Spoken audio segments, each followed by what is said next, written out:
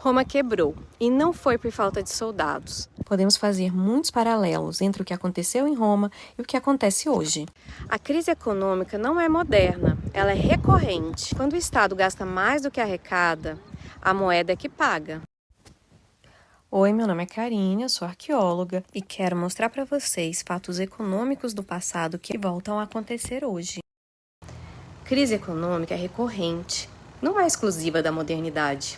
A gente gosta de pensar que o capitalismo moderno é algo totalmente novo. Bolsa de valores, bancos centrais, dívida pública, inflação. Mas se você olha com atenção, Roma já esteve aqui. Roma não tinha Wall Street, mas tinha crédito. Não tinha banco central, mas controlava a moeda. Não tinha capitalismo financeiro moderno, mas já vivia ciclos de expansão, crise e colapso. Vamos começar pelo básico. Roma cresce rápido, territorial e economicamente. Conquista terras, explora recursos, move riquezas em escala continental. E isso gera crescimento real. Mas também cria um problema conhecido. O Estado cresce mais rápido do que a base produtiva consegue sustentar. E quando o gasto cresce demais, o que o poder faz? Roma nos dá uma resposta muito familiar. Ele manipula a moeda. Imagina que o Império Romano era tipo aquele aplicativo gigante que todo mundo usava. Funcionava bem, era poderoso, parecia eterno. Estradas, moeda, exército, impostos, tudo integrado. Só que aos poucos o sistema começou a travar. E não foi um bug pequeno, foi pane geral. Uma das evidências mais claras da crise econômica romana é a desvalorização progressiva da moeda. Durante o auge do Império, o denário romano era uma moeda de prata com alto teor. Mas ao longo do tempo, sucessivos imperadores foram reduzindo o conteúdo do metal precioso para criar mais moedas e financiar o Estado. O denário continua se chamando denário, mas vale menos. O nome permanece, o conteúdo muda. É o equivalente antigo a imprimir dinheiro sem aumentar a produção real. Isso gera inflação e o fim de impérios. A inflação não é só aumento de preços, é perda de confiança no sistema. As pessoas percebem a diminuição no teor de prata das moedas e elas guardam moedas antigas e rejeitam as moedas novas. Exatamente como acontece quando a moeda perde credibilidade hoje. Afirma-se que atualmente a falta de confiança no sistema monetário tem feito o preço do ouro e da prata disparar no mercado. Roma também vive outro fenômeno moderno, que é o endividamento estrutural. O Estado precisa manter exércitos, pagar funcionários, sustentar infraestrutura, mas a arrecadação real não acompanha. Resultado? Mais impostos, mais pressão sobre a população produtiva e, por isso, mais evasão. É um ciclo que se retroalimenta. É mito pensar que o Império quebrou apenas por causa de invasões bárbaras ou por falta de soldados. O problema era mais profundo. Roma caiu porque empurrou um sistema complexo além do limite de confiança que o sustentava. E isso não é só uma história antiga, é um espelho. Vejamos o que a arqueologia nos traz. Estudos de numismática romana mostram alteração visível no teor de prata das moedas ao longo de séculos, um indicativo material de como a economia estava em tensão. Quando o Estado emite moeda cada vez menos valiosas, o efeito imediato é que as pessoas perdem confiança nelas. Impérios não caem só por invasões, caem quando o dinheiro deixa de ser confiável. Além da inflação lenta, fontes clássicas registram episódios de crise financeira, como a crise financeira de 33 da Era Comum. Esse episódio não tinha nada a ver com guerra ou invasão. Era um problema interno de crédito e confiança no sistema financeiro romano. E quando o mercado reage mal, o poder faz outra coisa muito conhecida. Ele tenta controlar preços. No século IV, o imperador Diocleciano publica o Edito dos Preços Máximos. O Estado decide quanto as coisas devem custar. O resultado? Mercado paralelo, desabastecimento, corrupção. Porque valor não se decreta. Por causa de um problema básico. Preço não é só número, é consequência de oferta, demanda, risco e escassez. Roma tentou mandar no efeito sem resolver a causa. Agora, corta para o Brasil, década de 1980. Inflação absurda, os preços mudando todo dia e perda total da referência econômica. Em 1986, entra o Plano Cruzado. A proposta do governo era quase um déjà vu histórico. Congelamento de preços, congelamento de salários, nova moeda. E uma fiscalização feita pelo povo. Na prática, os produtos desaparecem das prateleiras. Surgem jeitinhos, como ágios, vendas casadas. O mercado informal cresce e o desabastecimento começa. E, de novo, o mesmo erro. Tentar congelar o preço sem resolver a inflação estrutural. Roma e o Brasil são separados por quase 1.700 anos e, no entanto, cometem um erro bem parecido. Nosso governo não estudou história, senão saberia que não dá certo. Mas voltando para Roma, quando Roma cai, não cai só um império, cai um sistema monetário inteiro. Durante séculos, Roma sustentou algo inédito, uma economia monetária em escala continental. Moedas circulando, impostos pagos em dinheiro, soldados remunerados com moeda. Mas quando o império se fragmenta, essa engrenagem quebra. Quando o dinheiro falha, as pessoas voltam para a terra. Ali, elas vão se sustentar através de um novo esquema. Eu te dou segurança, você me deve trabalho. Não tem contrato, mas tem dependência. E é assim, quase sem ninguém perceber, que nasce o mundo feudal. Não foi um plano, foi uma adaptação. A partir daí, Minas de prata deixam de operar regularmente. As rotas comerciais se tornam inseguras. O Estado que garantia o valor desaparece. E quando o garantidor some, o dinheiro junto. Isso não é metáfora, é arqueologia. A partir do século V, a quantidade de moedas encontradas em escavações na Europa Ocidental despenca. Não diminui um pouco, ela desaparece. Menos moedas enterradas, menos moedas perdidas, menos moedas usadas, porque há menos moedas existindo. E o que surge no lugar? Pagamentos em grãos, vinho, trabalho e proteção. A economia não colapsa, ela desmonetiza. A moeda que antes conectava o império inteiro começa a desaparecer do cotidiano. No fim das contas, o Império Romano não caiu de uma vez. Ele foi sendo desligado aos poucos. A moeda sumiu, a proteção estatal evaporou e a sociedade fez o que sempre faz quando o sistema quebra. Criou outro. Aqui nasce a Alta Idade Média, não como idade das trevas, mas como a idade da escassez monetária. O poder muda de forma. Se antes o Estado cobrava impostos em dinheiro, agora senhores locais cobram obrigações. Você não paga com moeda, você paga com tempo, trabalho no campo, serviço militar e lealdade. O dinheiro não organiza mais o sistema, quem organiza é a terra. E quem controla a terra controla as pessoas.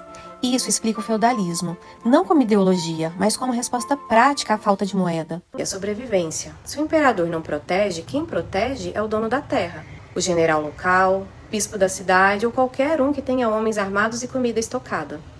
Sem dinheiro suficiente, não há salário regular, não há exército profissional, não há estado central forte.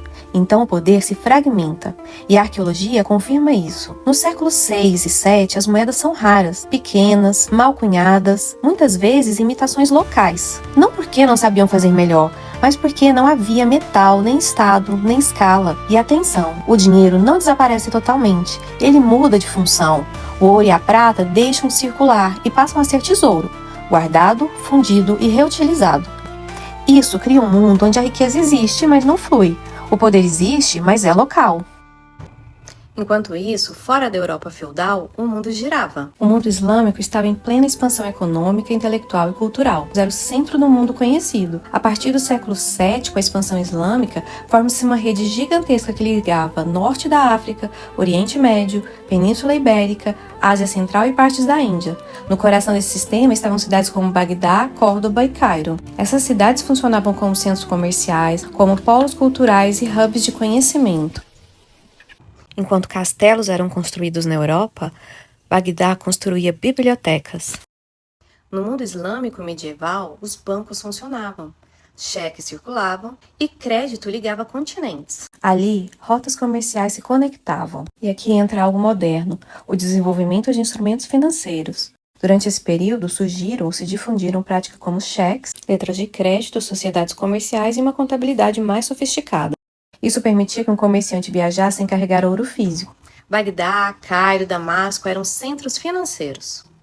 A Europa parecia atrasada.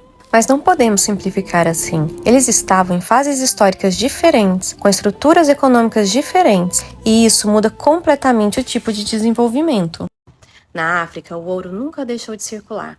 Impérios como Mali e Gana controlavam rotas comerciais inteiras. O ouro africano alimentava moedas europeias, luxo islâmico e diplomacia global. Quando Mansa Musa distribui ouro demais, ele causa inflação. Imagina isso, um homem tão rico que conseguiu desestabilizar a economia de uma das maiores cidades do mundo. sem guerra, sem conquista, só sendo generoso demais. Estamos falando de Mansa Musa, o imperador do Mali no século XIV. Quando ele decidiu fazer sua peregrinação a Meca, ele não foi sozinho, ele levou uma comitiva que parecia mais um desfile imperial do que uma viagem religiosa. Relatos da época falam em algo entre 10 e 20 mil pessoas acompanhando, incluindo soldados, servos e funcionários. E não para aí, cerca de 100 camelos, cada um carregando algo entre 100 e 130 quilos de ouro. Sim, você ouviu certo. Isso dá toneladas de ouro atravessando o deserto. Quando essa comitiva chegou ao Cairo, o que aconteceu foi quase inevitável. Mansa Musa começou a distribuir ouro. Ele dava ouro para governantes locais, comerciantes, estudiosos, pessoas comuns. Era um gesto de poder, fé e principalmente de prestígio político dentro da lógica da época. Só que existe um detalhe. Quando você coloca ouro demais em circulação, o ouro perde o valor. A inflação gerada pelo derramamento de ouro na economia da cidade do Cairo levou 10 anos para ser controlada. A joia do Império de Mali era Timbuktu, e não pense que ela era uma cidade isolada no deserto. Ela era um hub comercial transsaariano. Um dos símbolos desse auge cultural é a Universidade de Sancoré. Pessoas vinham de várias regiões do mundo islâmico para estudar ali. Na verdade, não era universidade no modelo moderno, mas um complexo de escolas e mesquitas onde se estudava direito, matemática, teologia islâmica, astronomia, medicina. Os manuscritos produzidos ali mostram um nível alto de sofisticação intelectual. A arquitetura do Mali medieval é única no mundo. Suas paredes grossas de adobe ajudavam a manter o interior fresco, isolando do calor intenso que estava fora. Agora é hora de pegar o caminho de volta para a Europa. Como vimos, depois da queda do Império Romano do Ocidente, a Europa virou um mosaico de poderes locais, economias fragmentadas e pouca integração. Séculos depois entra em cena Carlos Magno, o gerente que tentou religar o sistema. Ele queria basicamente trazer de volta uma ordem grande, organizada e estável. Mas aí vem a realidade batendo na porta. Ele não tinha um estado organizado, como Roma, não tinha uma economia girando em dinheiro e nem tinha cidades bombando comércio. E ele só tinha gente, terra e fé. Então o que ele faz? Ele não insiste no impossível, ele se adapta ao jogo. Ele troca isso, estado forte, dinheiro e cidades, por igreja, relações pessoais e terra. Ele percebeu que Roma não ia voltar, então fez outra coisa, organizou o caos. Então, Carlos Magno compensa isso usando a igreja como eixo de unidade, estabelecendo relações pessoais de fidelidade e fortalecendo a terra como base de poder e riqueza. Ou seja, ele reinventa Roma em versão medieval, agora com menos cidade, menos dinheiro e mais cavalo. E isso vai moldar séculos de história. Sem esse arranjo, a Europa medieval teria sido muito mais caótica. E num porto chamado Kentovik, Carlos Magno põe outro aspecto do seu plano em ação. Enquanto a maior parte da Europa está no modo planta, colhe, sobrevive e reza, Kentovik está em outro ritmo, outro mundo. E por que esse lugar é tão importante? Porque ele resolve um problema que o Império inteiro tinha. Como fazer um sistema funcionar sem dinheiro circulando direto? E a resposta era criando pontos onde o dinheiro volta a circular. E Kentovik era um desses pontos-chave. Ali havia moedas carolíngias, moedas estrangeiras e um comércio real acontecendo. Ou seja, o dinheiro volta a respirar ali. Escavações realizadas na década de 70 no sítio arqueológico de Kentovik, localizado no norte da França, confirma a localização de um dos mais importantes entrepostos comerciais na Europa Ocidental no início da Idade Média. Ele funcionou como um crucial ponto de ligação comercial e marítima entre o Reino Franco e as Ilhas Britânicas, isso durante os séculos 7 e 10. Esse sítio é fundamental para entender a economia monetária da época, pois foi um local de cunhagem de moedas de ouro e prata. Escavações revelaram evidências de trabalho em metal e fundição no local, o que sustenta a existência física de uma infraestrutura para a produção de moedas e outros objetos de valor. E por que isso é importante? A cunhagem de moedas em Kentovik vai refletir a centralização do poder e a patronização econômica buscada pelos soberanos francos. Também mostra a transição do metal. Por volta do ano 700, Kentovik, assim como o restante da Europa Ocidental, abandonou o sistema baseado em ouro para adotar um padrão de prata. Sob Carlos Magno e seus sucessores, Kentovik tornou-se uma das principais casas da moeda, responsáveis por difundir o denário de prata que perduraria por séculos. Nesse momento, a atividade de cunhagem era uma prerrogativa real. Em Kentovik, mercadores eram obrigados a pagar impostos que eram essenciais para finalizar as campanhas militares de Carlos Magno. As moedas de Kentovik frequentemente apresentavam designs únicos, como o denário de Carlos Magno exibindo um navio com um pássaro no mastro, simbolizando a importância do comércio marítimo. Mas com o enfraquecimento do controle carolíngio no século IX, o sistema rígido começou a se fragmentar. A relevância de Kentovik diminui até acabar. A fragmentação política levou à formação de regiões monetárias distintas, onde apenas as moedas cunhadas localmente eram válidas. No castelo, o senhor feudal, que podia cunhar ou validar moedas, era na prática um governo. A moeda que encontramos nesses sítios, seja dentro de uma parede, seja enterrada numa panela ou empilhada num cofre escondido, é um punhado de poder fossilizado. Quando essas mesmas moedas são encontradas enterradas pelas pessoas comuns, elas nos contam outra história. A história de medo, desconfiança e a tentativa de manter um pedaço de dignidade futuro quando as instituições falhavam. E hoje, o ouro ainda é tesouro?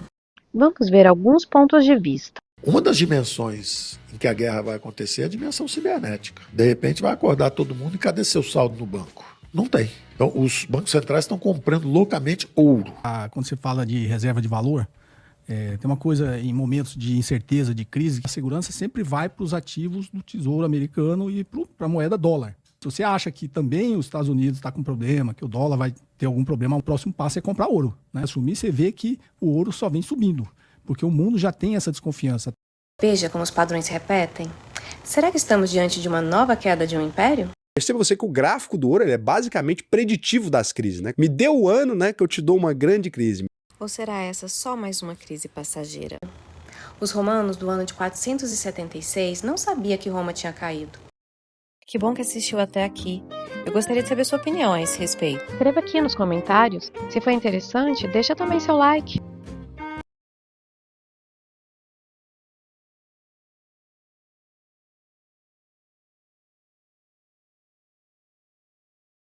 Deixa aí nos comentários.